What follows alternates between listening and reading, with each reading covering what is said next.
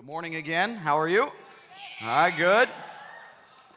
Thank you for the warm welcome. Every time I walk out on stage here, I have one goal for us together, that we see Jesus clearly so we can follow him faithfully.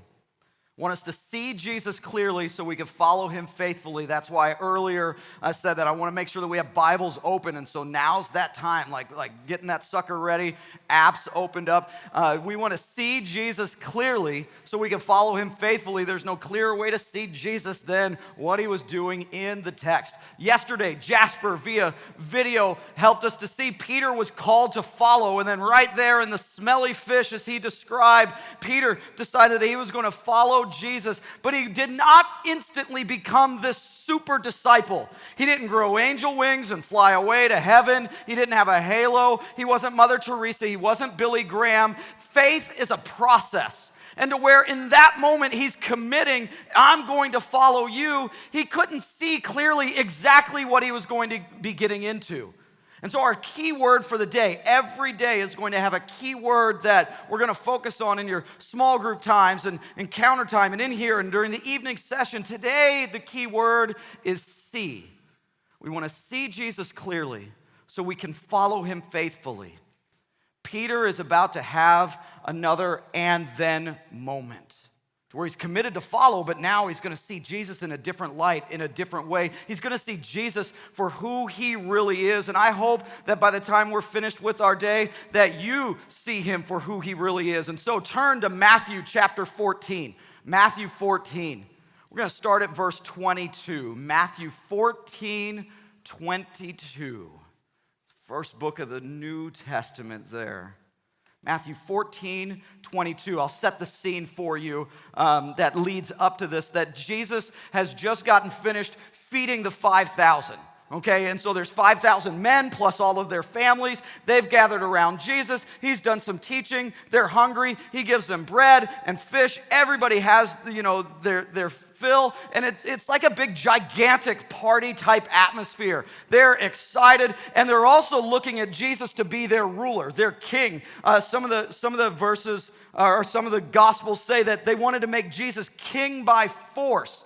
They were looking for this militant Messiah, somebody that could be this military leader to overthrow the Romans and restore Israel, and he would be their mighty earthly king. And they were going, man, if he can multiply bread and fish like that, he can multiply more people and soldiers and weapons. And look, we've got 5,000 people here. We're ready to fight. Let's make him king. And he's going, yeah, I'm King of Kings, Lord of Lords, but I'm not that kind of king. That's not my purpose here. And so he starts dismissing the crowd. Jesus goes up onto a mountain because he wants to pray and be alone and with his Father. And before he goes up on the mountain, he does one thing, and it starts right there in verse 22. It says, immediately he pushed his disciples out on a boat.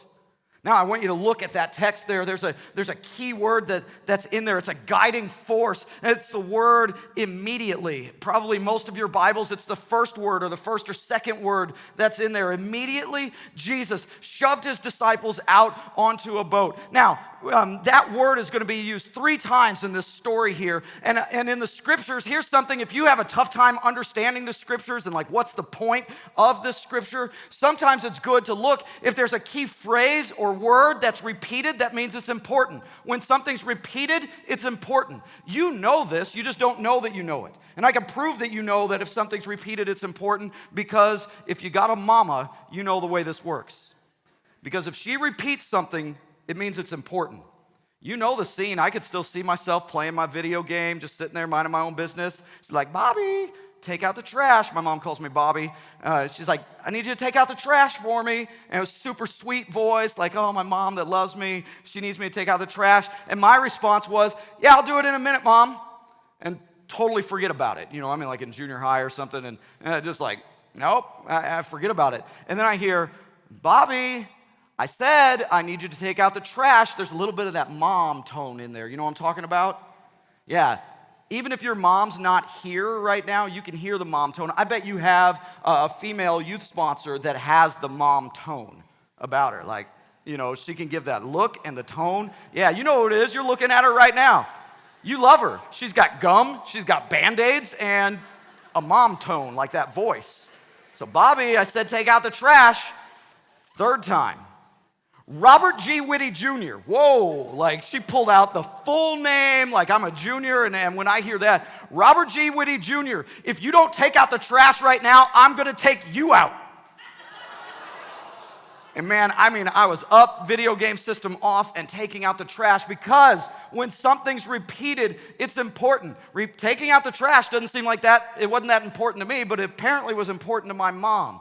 And she was giving me that look and that tone of voice that she stares into my soul and like could send me to the gates of hell instantly with that look. It's like, it's just trash. But it was important to her.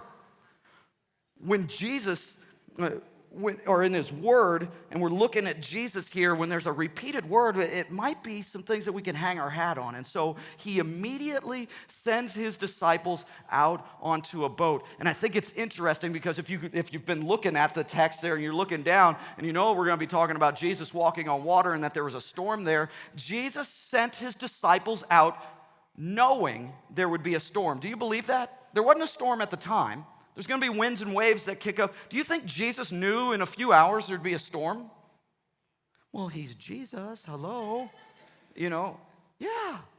Why would he intentionally send Peter and the disciples, his new followers, why would he send them out into a storm in harm's way on purpose?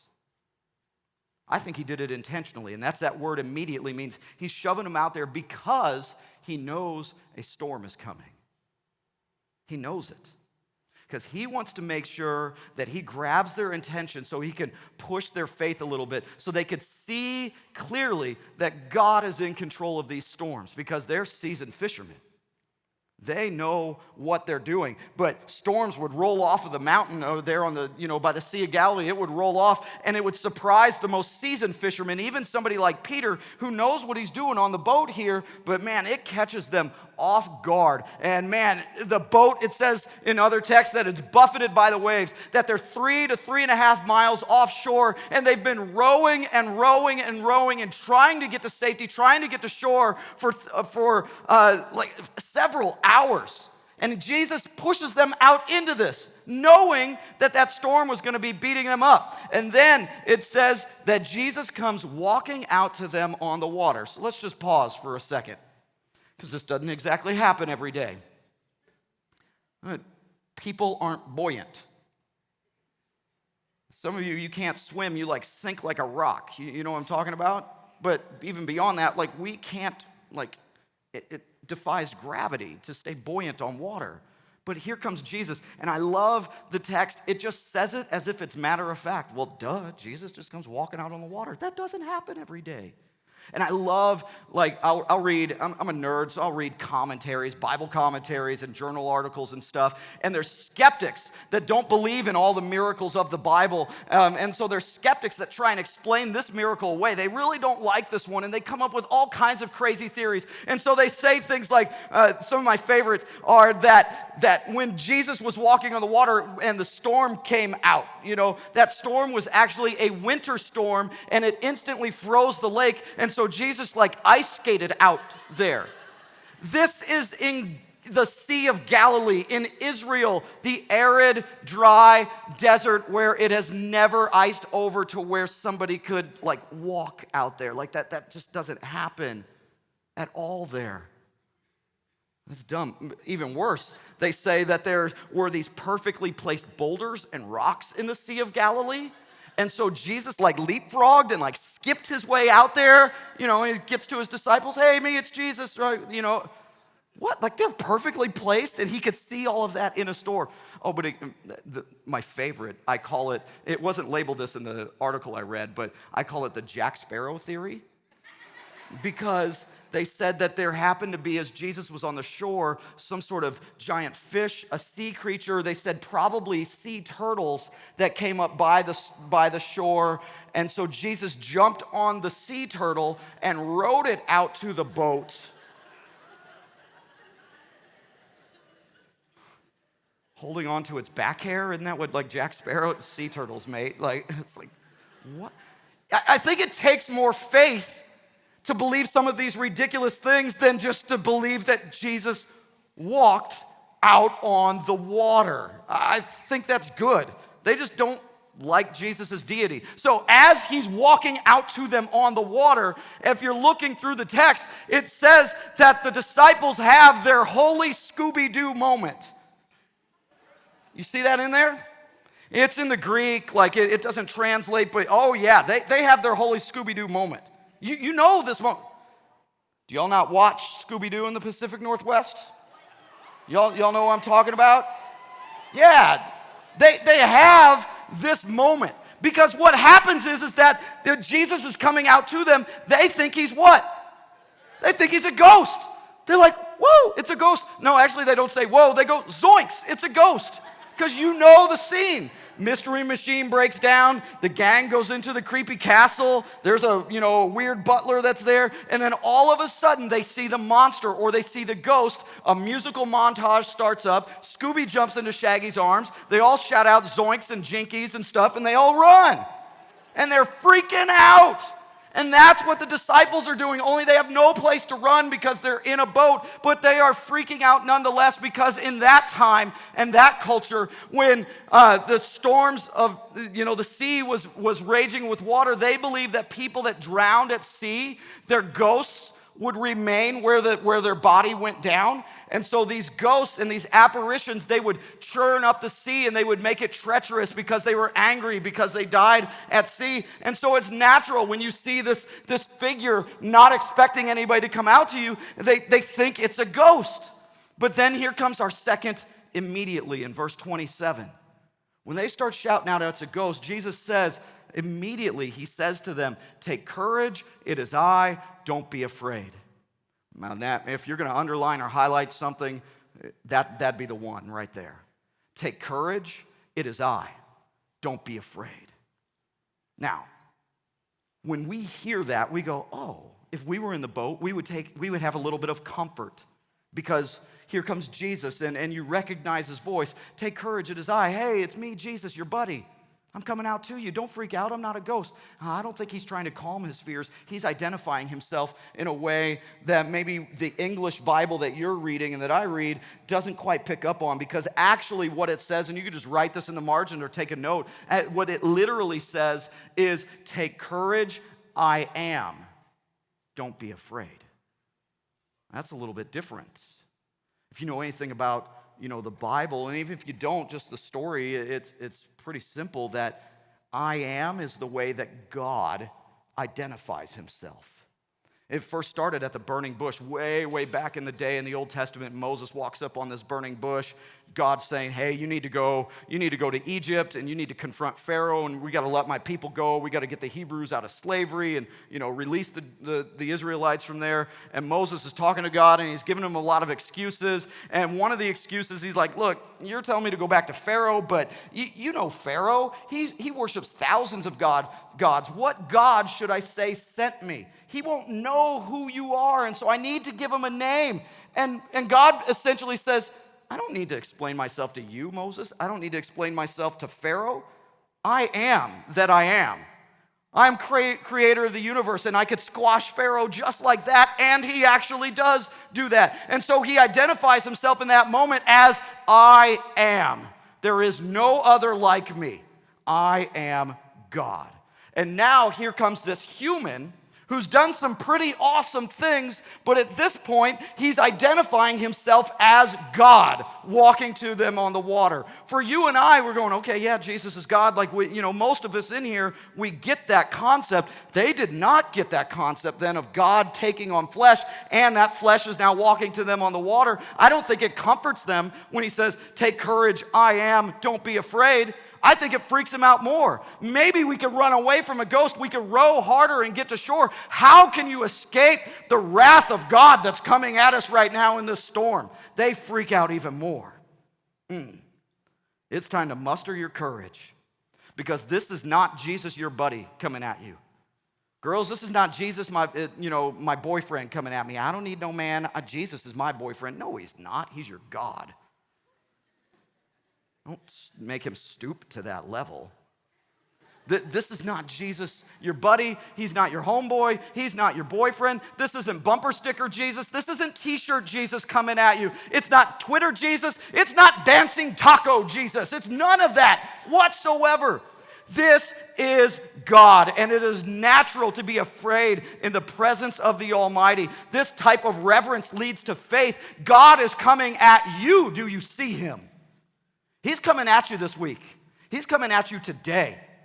And you need one moment of fearless clarity where you see Jesus for who he really is, your God. He's coming at you, bro. And sis. He is. Peter starts putting things together. He's starting to figure this out. He sees his leader, his new leader, the human Jesus, and he sees him in the clarity of his new reality, and he's walking at him, and Jesus says, I am. And so here's Jesus, and he's the I am, but he also said, don't be afraid. And this was Peter's God-given, God-driven, and then moment of clarity. He cuts through the fear of their culture of like maybe it's a ghost. He cuts through the fear of the storm, and he cuts through the fear of his disciple friends that are in there, and he just says to himself, if this is God, then I must go to him. I need to be where God is. And if God's not in this boat, then I need to get out there where God is. So Jesus, if it's you, you tell me to come to you on the water. Let's dance, big boy. Come on out. Let's go. And so he gets this permission to go join God out on the water. Notice he didn't brag to his friends in the boat. Check it out, I just kicked a shark. Nothing like that. Like he's just walking and is focused. He's locked eyes with Jesus. He sees him for who he really is. This is reality. Anybody else you talk to, they say it can't be reality. It must have been sea turtles or ice skates. That's not real. No, Peter's saying, this is my new reality. My old reality is I'm just a simple fisherman. My new reality is, no, I walk with God on the waters. So there he goes. He's out. I don't know if it was 1 step, 2 steps, whatever.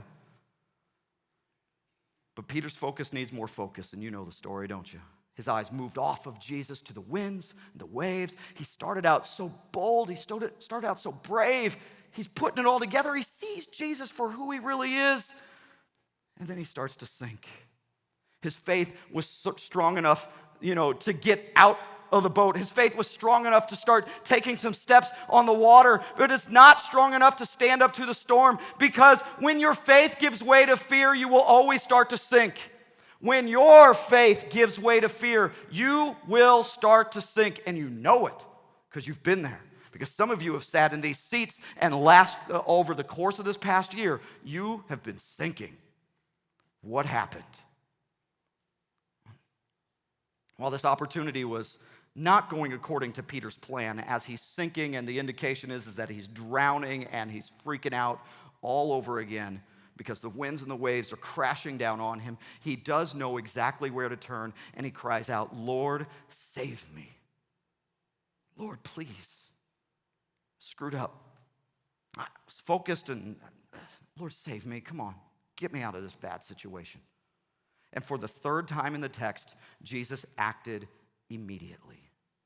It says immediately he grabbed him up. He caught him, pulled him up out of the water, and that he chastised him, you of little faith. I don't think this was Jesus like, you of little faith, why did you doubt? I think it was more like, come on, man, you of little faith. Why'd you doubt me? Come on, let's get back in the boat. Let's go. Oh, man. I hope you see who the main character of the text is. I hope you see who the main character of our week is with these and then moments. We keep telling you we're studying the life of Peter, and we're getting a good lens at the life of Peter. But these immediatelys in the text point us to who the real main character is in Peter's story and ours.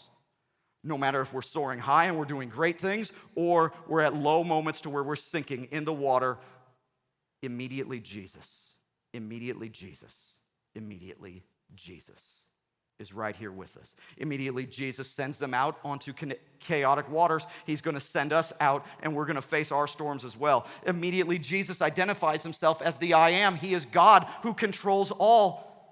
And he sees all.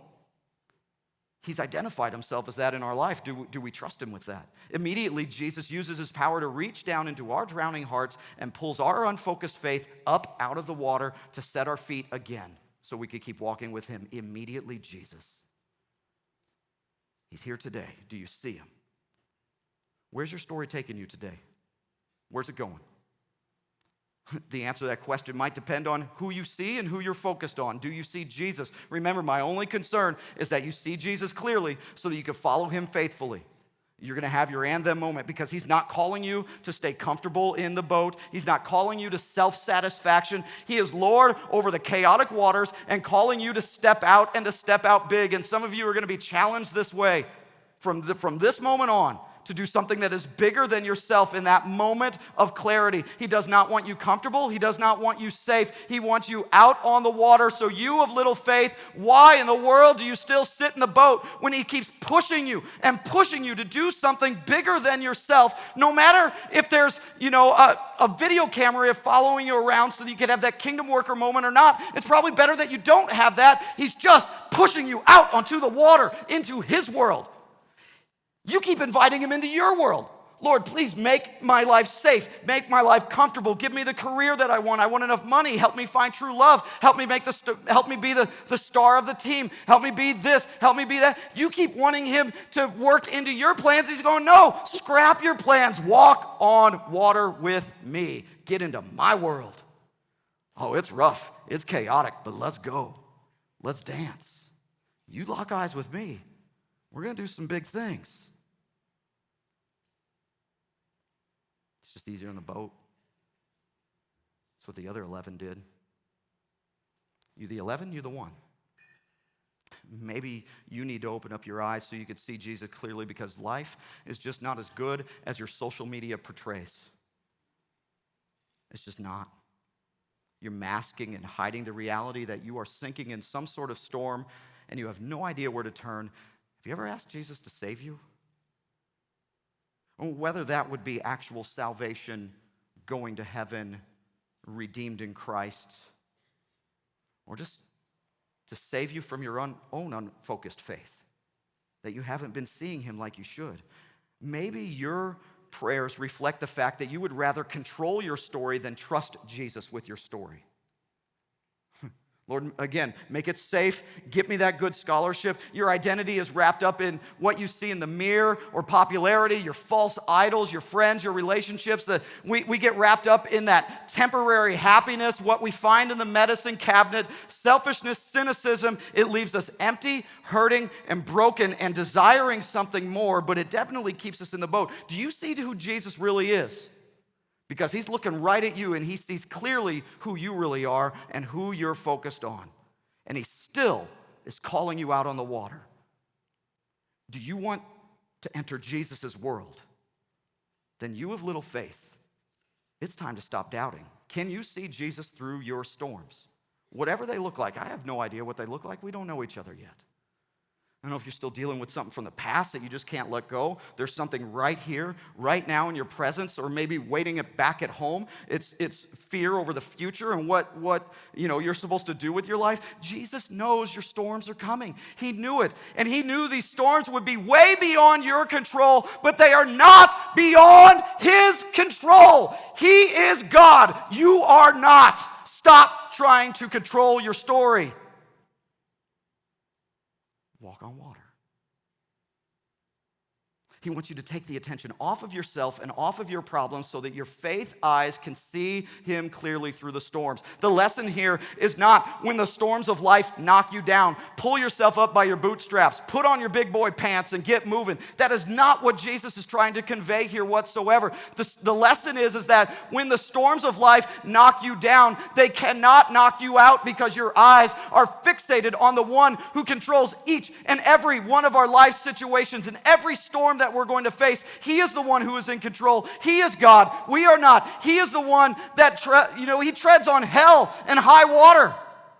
Bring it on hell and high water, because my God, my Jesus, the great I am, he will tread on both. Do you see Jesus?